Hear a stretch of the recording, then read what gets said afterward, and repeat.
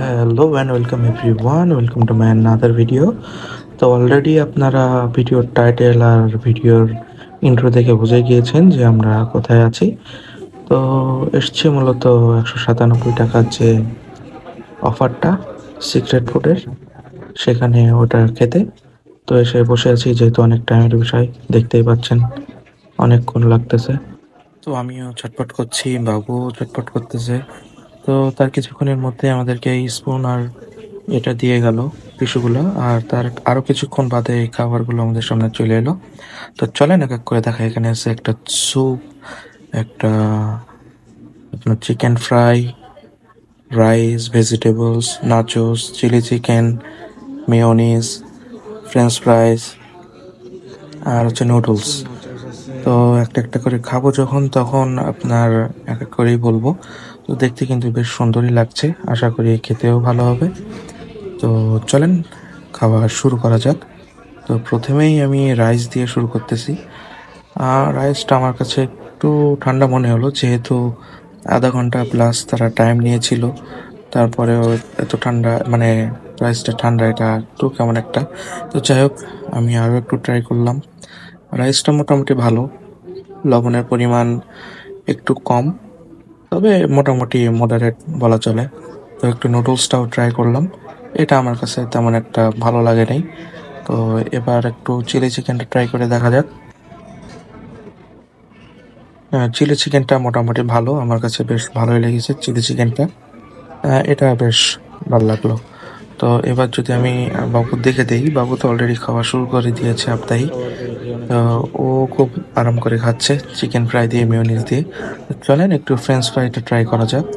এদের মেয়োনিজটা কিন্তু বেশ ভালো লাগলো, আর ফ্রেঞ্চ ফ্রাইটা কিন্তু খুব দুর্দান্ত।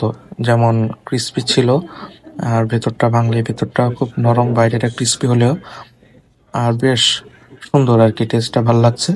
তো চলেন এবার নাচোসটা ট্রাই করি। নাচোসটা দেখেই মনে হচ্ছে যে ভালো লাগবে, তো ট্রাই করি। তো নাচোসটা খাওয়ার পরে যেটা বুঝলাম যে এটা বেশ সুন্দর লাগলো। এর যে ইনগ্রিডিয়েন্ট যেগুলো আছে এখানে, সস এবং মিয়োনিজ, প্লাস ওখানে কিছু চিকেনের টুকরা ছিল। তো যাই হোক, এই যে কয়টা খাইলাম এর ভিতরে সব থেকে বেশি আমার কাছে ফ্রাই আর নাচোসটা বেশি ভালো লাগছে। বাবু নাচোসটা খেয়ে বেশ খুশি আর কি। তো ওভারঅল যে ওর কাছ থেকে রিভিউ, সেটা আমি শেষেই নিব। তো চলেন আরো কিছু আইটেম দেখি। দেখতেই পাচ্ছেন ও আসতেছে, যেহেতু আমরা প্রায় আধা ঘন্টার মতো বসা। তো যেহেতু এটা একটা অফার, তো একটু এদিক ওদিক তো হতেই পারে, তারপরেও আরো ভালো করা যেত। তো রাইসটা কিন্তু আরো ভালো করা যেত। তো চলেন, আমি যেহেতু থাই স্যুপের ভক্ত, তো থাই স্যুপটা একটু ট্রাই করি। তো এখানে দেখতে পাচ্ছেন মাশরুম এবং একটা চিকেনও আছে এখানে, আর লেমন গ্রাসটাও দেখতে পাচ্ছেন। স্যুপের থিকনেসটা আর একটু বেশি হলে ভালো লাগে আমার কাছে। আর টেস্টটা যদি বলতে হয়, টেস্টটা আমার কাছে মোটেই ভালো লাগে নাই। হোপফুলি আপনাদের বেলায় এরকম অভিজ্ঞতা হবে না।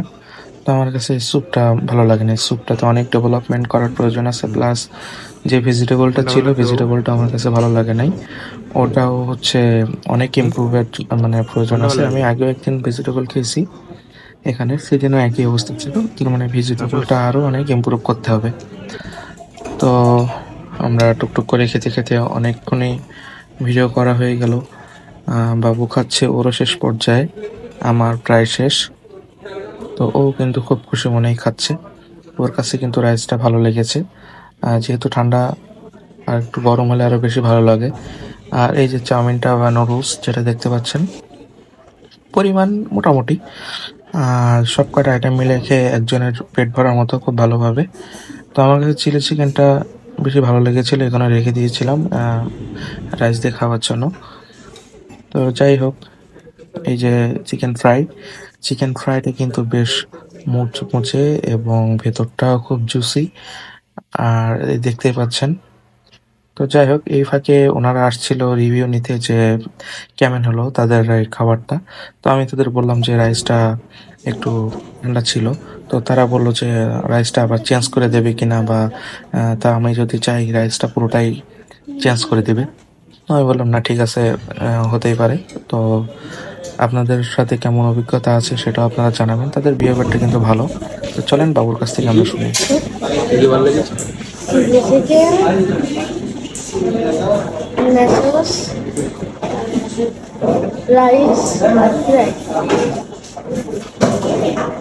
যাই হোক, আর একটা জিনিস না দেখালেই নয়, সেটা হচ্ছে বিলিং সিস্টেম। যদিও এখানে আমার 2টা হওয়ার কথা ছিল 197 করে, এখানে দেখলাম 199 টাকা করে ধরা হয়েছে। এটা সিস্টেমের কোনো গোলযোগ কিনা সেটাও তাদের একটু খেয়াল রাখা উচিত। যেহেতু 2 টাকা ওটা ডাজন্ট ম্যাটার, বাট যেহেতু একটা অফার, এই বিষয়টা একটু খেয়াল রাখা উচিত যে অ্যামাউন্টটা অ্যাটলিস্ট ঠিক থাকুক, নাহলে তাদের এটা একটা খারাপ একটা ইম্প্যাক্ট ফেলতে পারে। যদি অনেকে নোটিস করে কিনা জানি না, বাট হঠাৎই আমি বিল নিই না সচরাচর, তো আজকে ওটা দেখলাম বলে নিয়ে এলাম আর কি। So thank you for watching.